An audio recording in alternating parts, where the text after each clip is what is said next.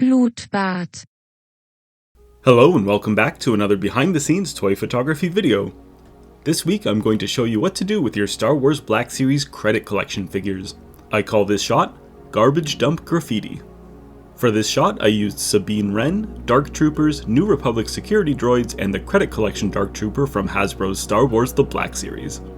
I don't usually buy Black Series figures from the credit collection since they're mostly just weirdly colored variants of existing toys, but this Dark Trooper was dirt cheap on clearance and I knew just the shot I wanted to take with it.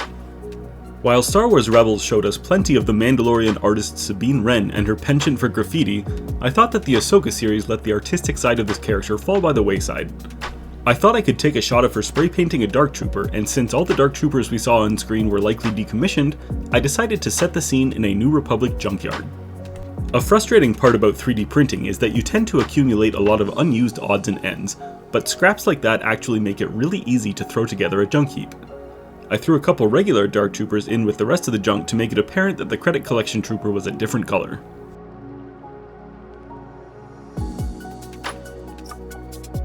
With my garbage in place, I positioned my Ahsoka series Sabine Wren figure in front of the Dark Trooper, along with her borrowed spray paint gun which was from the Rebels series Sabine figure.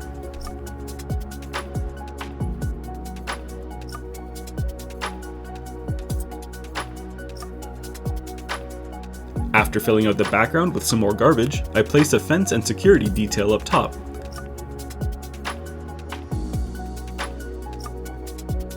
The fence was borrowed from my original 90s Jurassic Park compound playset. Here's my starting image. Aside from a few basic touch-ups, the only major edit I needed was to add some spray from the paint gun. I began by adding adjustment layers for levels and color balance. I darkened the darks and mids and balanced the color more towards the reds and magentas to give the whole scene a late afternoon, early twilight feel.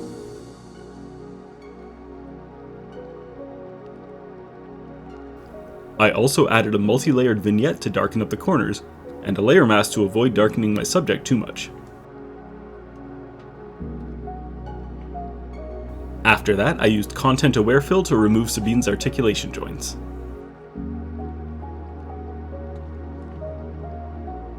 Next, I used the Dodge tool to lighten up Sabine even more, before using a custom brush to stamp in some spray paint from the gun.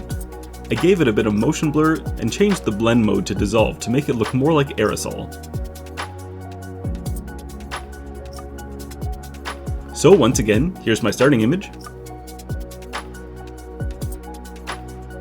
And here's where I ended up. Thank you so much for watching. If you enjoyed this video, please consider liking and subscribing, and make sure to check me out on Instagram. Thanks, and until next time!